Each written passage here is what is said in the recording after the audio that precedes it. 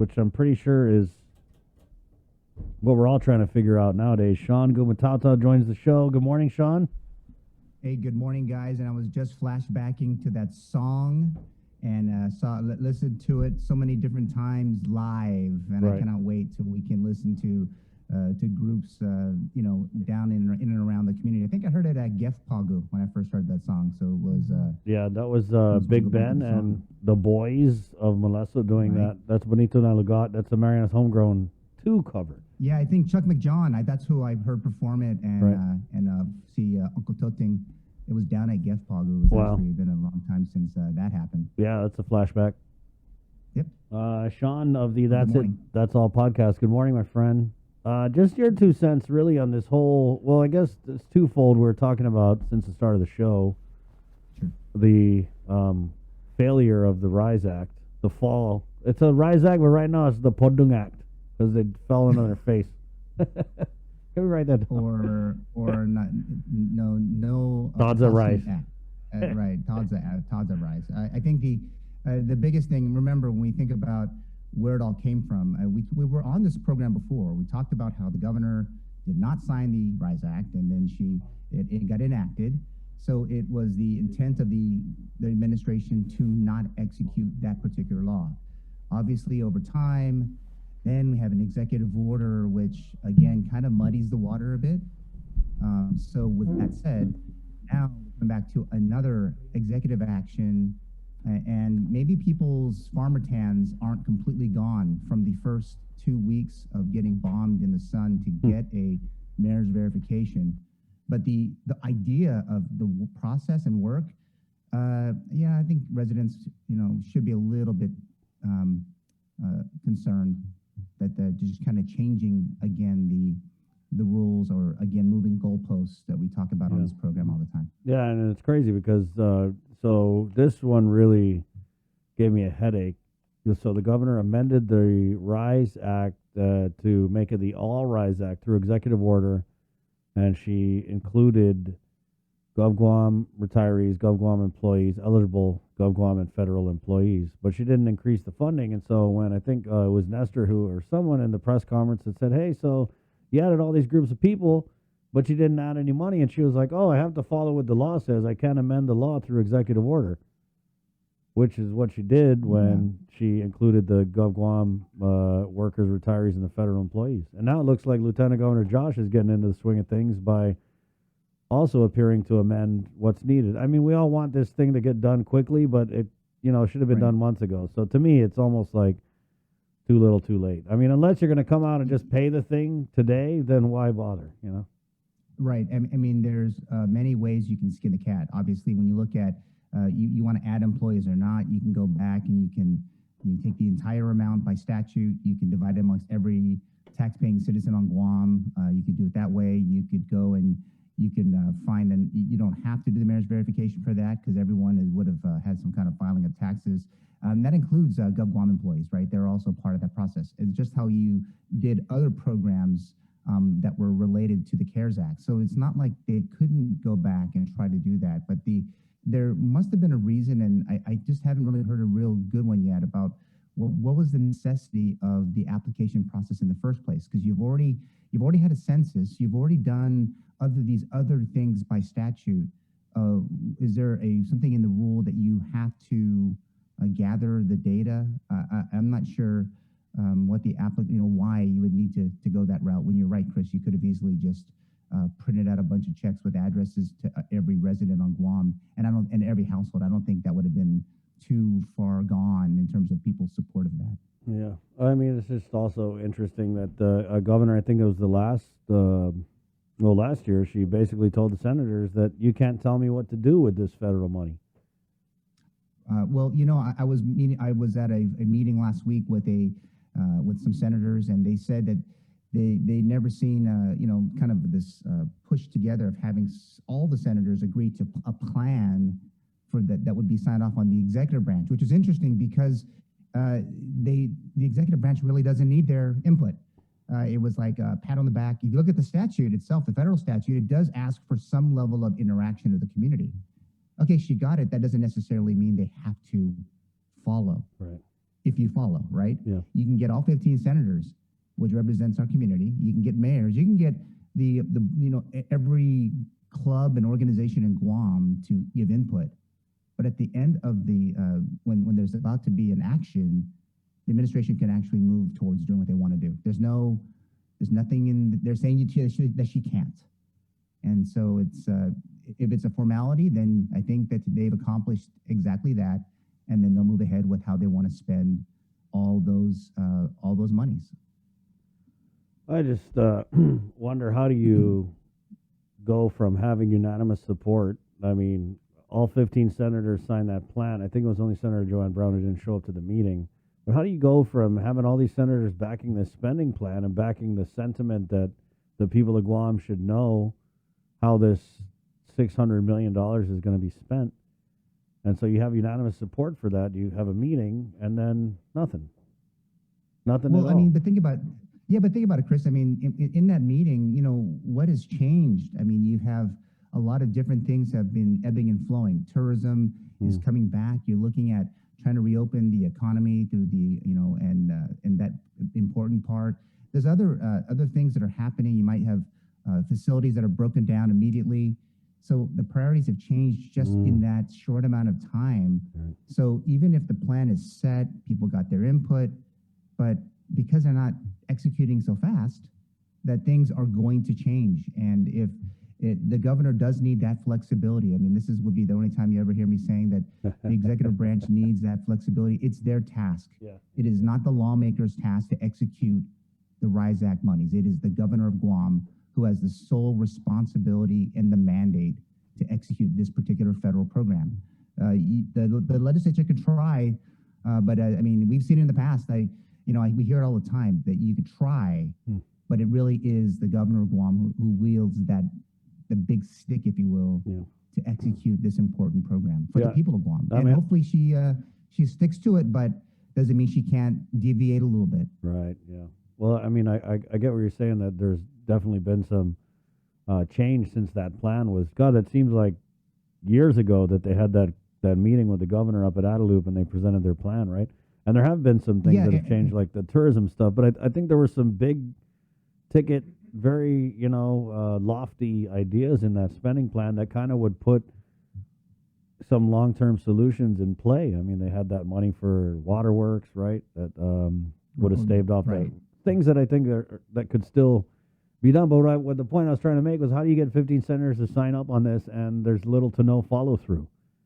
I mean, when we get a senator on, we'll be like, hey, what's up? And they're like, I don't know what's up with ARP. But you would think, like, if they move collectively in that fashion, that it would be something where they would continue moving to press this, because we're sitting here, it's almost August, 10 days after this so-called public comment period ended, and there's still like nothing at all. No, but again, goes back, Chris, remember, I mean, they can make the recommendation all they want. They can say, I don't know. I mean, obviously, because their job is not to do the brick and mortar. Right. They set the policy. But this is not even their policy. This is a plan that was talked about with the governor that they had to agree to. Again, it goes back to the federal law that says, get your community input. So they did. And I'm sure they said, thank you very much. And then now it's their turn to execute. And if something happens, it goes back to the governor's office to be able to make sure that they can capture some of those things that the lawmakers had asked to do. Now, it does not mean that the lawmakers can't go into their session and their budget cycle and do their job, because that's their role. But if they're trying to like cover gaps because of the RISE Act, I think that would be a big mistake, because that is not their money. That is not their mandate.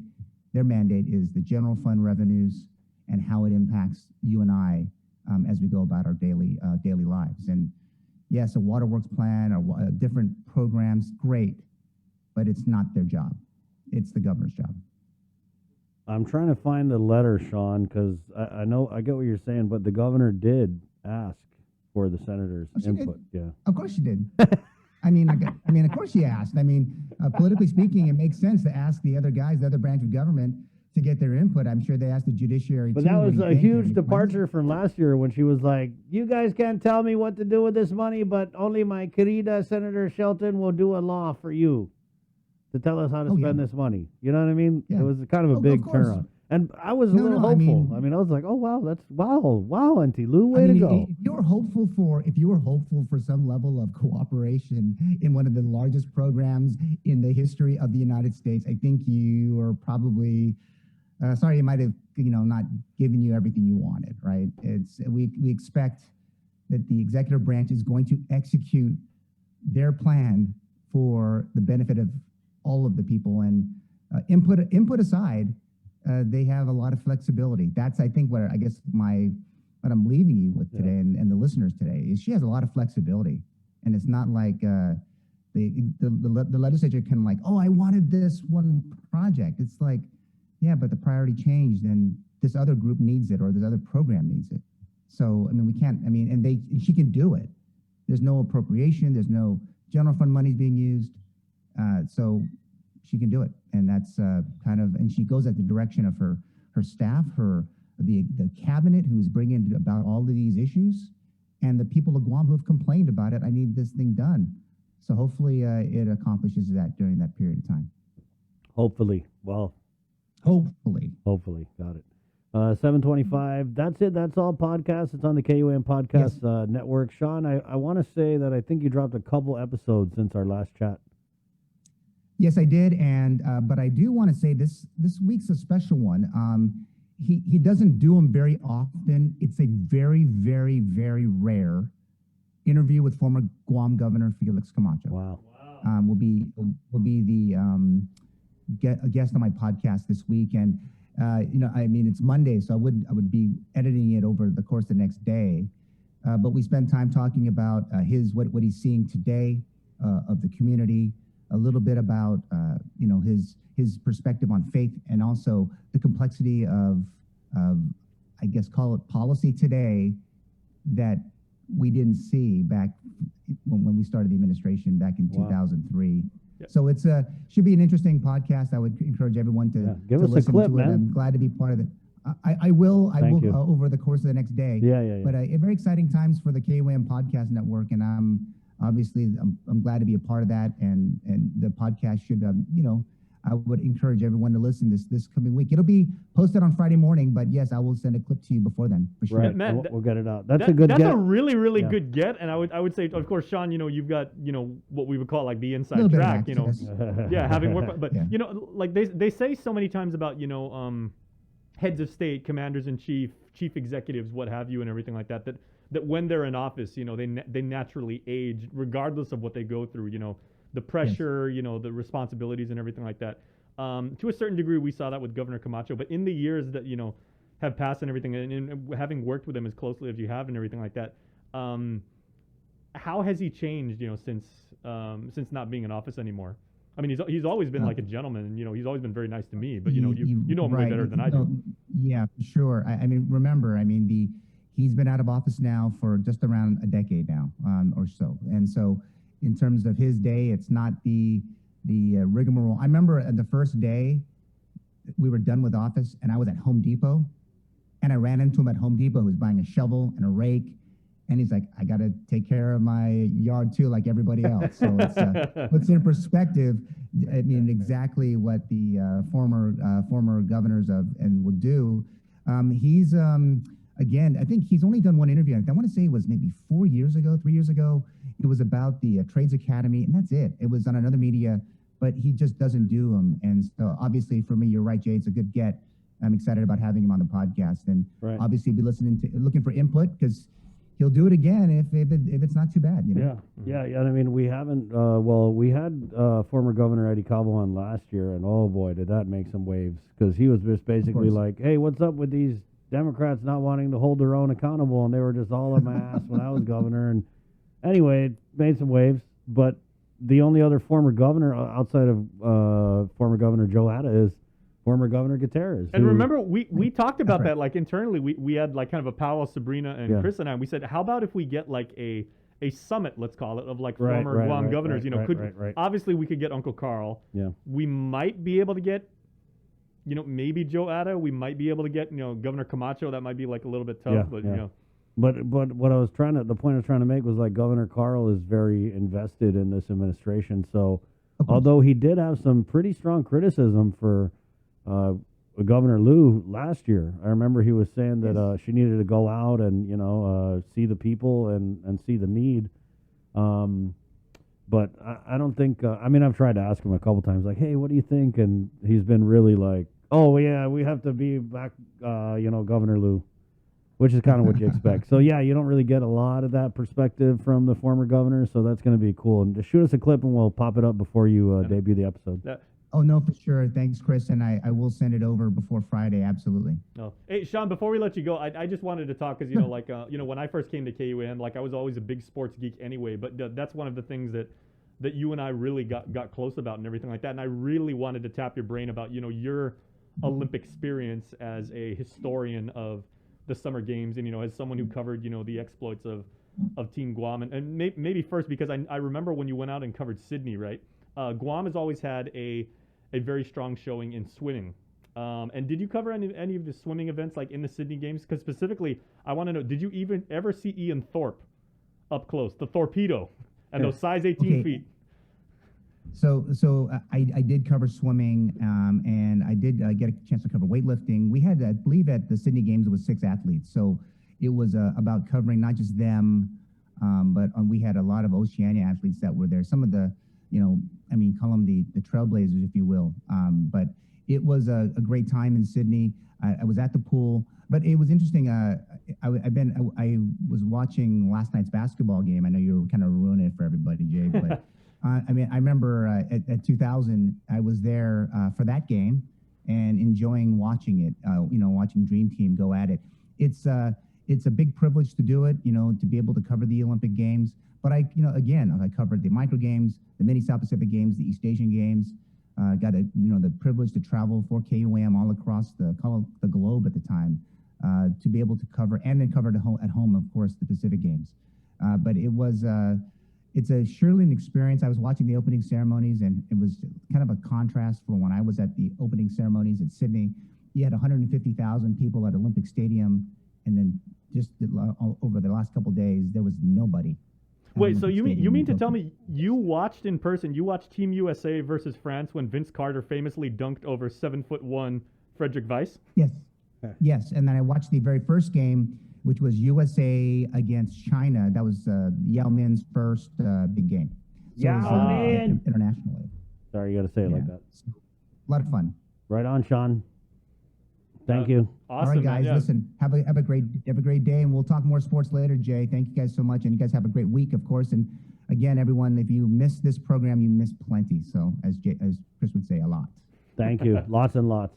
Hey, enjoy the Olympics, All right, Shawn. See you, Shawn. Appreciate it, bro. There you go, Shawn Gumataotao, the That's It, That's All podcast. We had a comment here.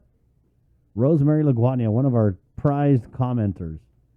And this is relative to the invisible plan, the ARPA plan. Bottom line is the legislature presented a plan to the governor, which she has the full authority to do as she wants with the ARPA funds. She will be held accountable for not releasing extra funds to cover the All Rise Act. She already changed the law with the inclusions, and we all know